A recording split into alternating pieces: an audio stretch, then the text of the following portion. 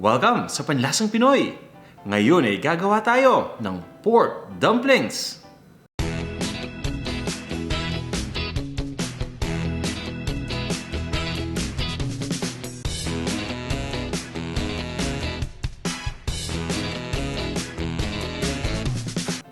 Ito yung mga ingredients na gagamitin natin para dito. Ground pork o giniling na baboy. Ito naman yung gyoza wrapper. Repolyo na chinap lang natin. Ito naman yung hipon na sariwa na chinap lang din natin. Chinese chives. Ito naman yung Chinese cooking wine. Grated na ginger.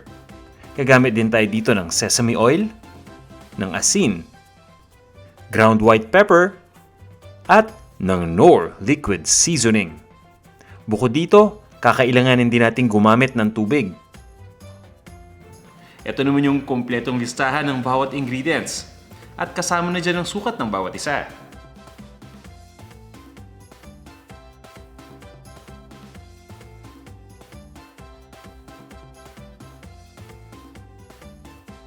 Kung handa na kayo, tara, umpisa na natin ang pagluluto. I-prepare muna natin itong cabbage o yung repolyo bago natin paghalu-haluin yung mga ingredients. Chinap lang natin ito at tamang-tama lang yung laki. Hindi malaki masyado at hindi masyadong maliliit. Maglalagay lang tayo ng asin dito. At pagkatapos ay imamash lang natin ito hanggang sa madurog na yung repolyo. At mahahalo din yung asin sa prosesong ito.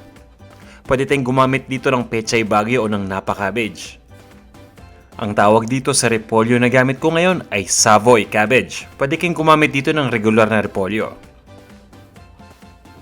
At ayan, ganito yung gusto nating mangyari.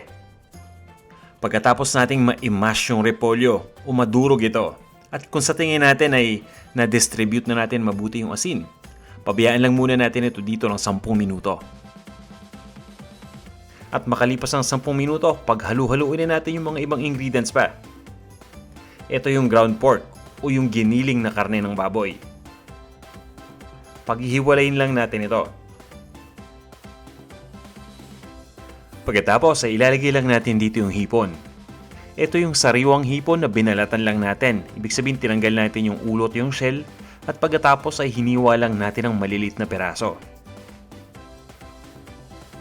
Ngayon ay ilalagay ko lang dito yung luya. Ito yung ating grated na ginger. At isusunod na natin ilagay dito yung Chinese chives. Kung wala kayong Chinese chives na available, pwede tayong gumamit dito ng scallions o ng dahon ng sibuyas, na kilala rin sa tawag na green onion. Ngayon ay hahaluin lang natin ito ng bahagya. Hindi pa tayo tapos dito hinahalo lang natin ng bahagya yung mga ingredients na napagsama natin. Maglalagay pa tayo dito ng ibang ingredients pa. Kapag manual kasi yung paghalo para sa akin, mas maganda na konting ingredients muna pagkatapos bahagya lang nating hahaluin. At pagkatapos ilalagay na natin yung mga natirang ingredients at pagkatapos nun tsaka natin hahaluin ito mabuti. Pero syempre nasa sa inyo pa rin yan. Kung gusto niyo pagsama-samahin lahat, okay lang din yan. Nilagay ko na dito yung repolyo. Ito yung repolyo na na-mash na natin kanina na may asin. At ito naman yung ating ground white pepper. Ilagay na natin dito yung sesame oil. Pagdating dito sa ingredient na to, ang suggestion ko ay sundin nyo lagi yung amount ng ingredient na nakalagay dito sa ating recipe nang sa ganun na hindi ito maging overpowering. Ito naman yung Shaoxing na cooking wine. Pwede tayong gumamit dito ng dry sherry as an alternative ingredient. Pagkatapos ay ilalagay na natin itong ating Knorr liquid seasoning. Instead na toyo, ito ang ginagamit kong ingredient dahil nagbibigay ito ng sarap at linamnam na tamang-tama para dito sa ating pork dumpling. At ang kagandahan dito, hindi masyadong marami ang kailangan natin. 1.5 tablespoons lang, okay na. Hahaluin lang natin mabuti lahat ng mga ingredients na nilagay natin dito. Siguraduhin lang natin na na-distribute na natin mabuti. At kapag nagawa na natin yan, pwede na tayo mag-umpisa na ibalot ito dun sa gyoza wrapper.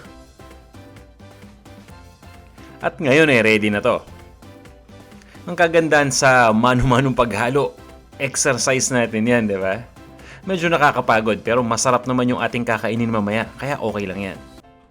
Ito na yung ating gyoza wrapper.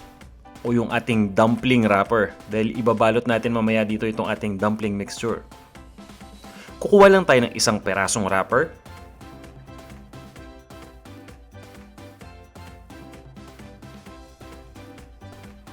At pagkatapos ay ilalagay lang natin ito sa ating palad. Ang gagawin natin ngayon ay magbabalot na tayo ng ating pork dumpling mixture.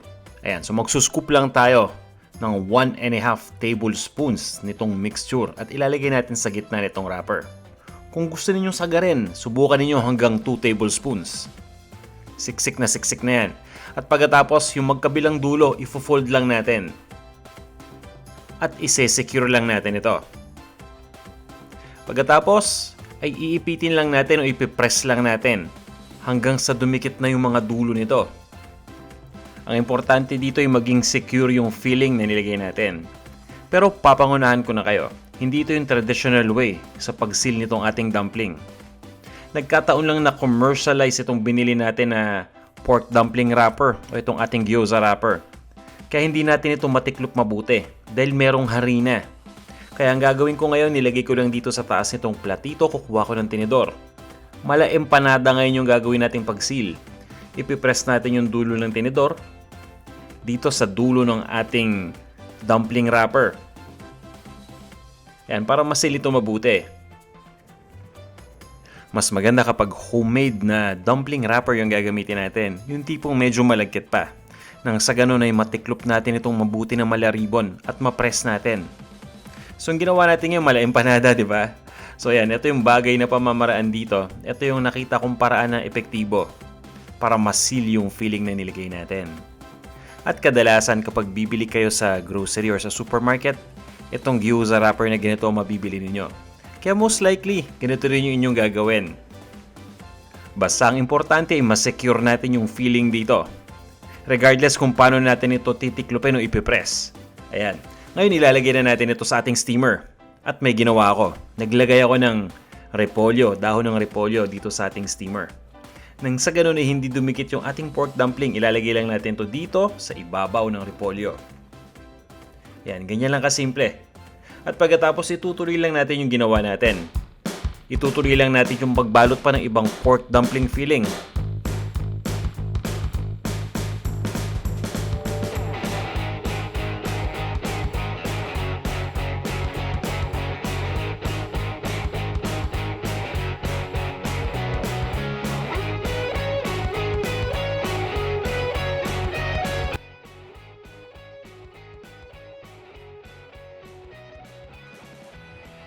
At kapag nabalot na natin lahat ng dumpling, eto ready na.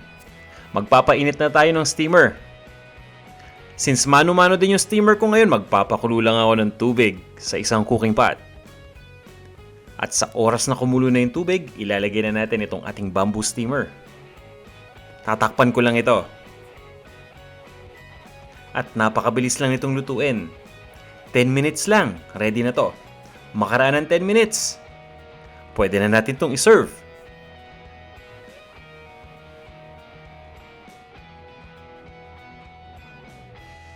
Ito na ang ating pork dumplings. Tikman na natin to. Tikman na natin.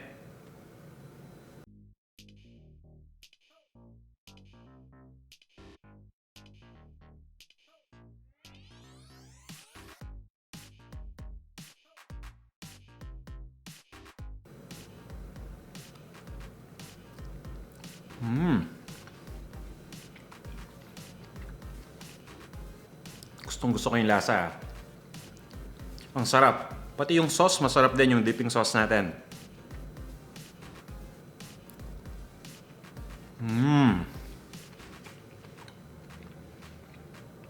Grabe sa katakawan, ano? Sinubo na yung buong dumpling. Alam niyo kasi napakalasa at ang sarap. Unang kagat ko pa lang, nalasahan ko na. Talagang flavorful. Merong lasa kasi ito ng shrimp, may lasa pa ng pork. Pagkatapos nilagyan pa natin ng iba't ibang mga ingredients, diba? Nalalasahan ko yung chives dito. Pati na rin yung sesame oil. Yung sesame oil natin na nilagay, tamang-tama lang, hindi siya overpowering. Kaya naman ang nangyari, nag-blend mabuti lahat ng mga ingredients na sinama natin dito. Kaya unang kagat pa lang mapapansin niyo ang sarap na. At ang bonus dito, yung dipping sauce pa natin. Yung dipping sauce, napakasimple lang gawin ito. Since sinama ko na yung recipe dito ng dumpling, bumisita kayo sa panlasangpinoy.com. I-share ko doon yung recipe ng ating dipping sauce. Simpleng-simple lang at napakadali lang gawin nun. Sana may natutunan na naman kayong bago ngayong araw na to. At kung nagustuhan niyo itong ating video, huwag niyong kalimutang i-like. Para sa inyo naman na hindi pa nagsasubscribe, i-check nyo lang yung baba ng video na to. Merong subscribe button dyan. Pakiclick lang at huwag niyong kalimutang i-enable yung notification. Maraming salamat ulit sa walang sawa ninyong pagtangkilik sa ating mga videos dito sa Panglasang Pinoy. Magkita-kita tayo sa ating susunod na video. Hanggang sa muli.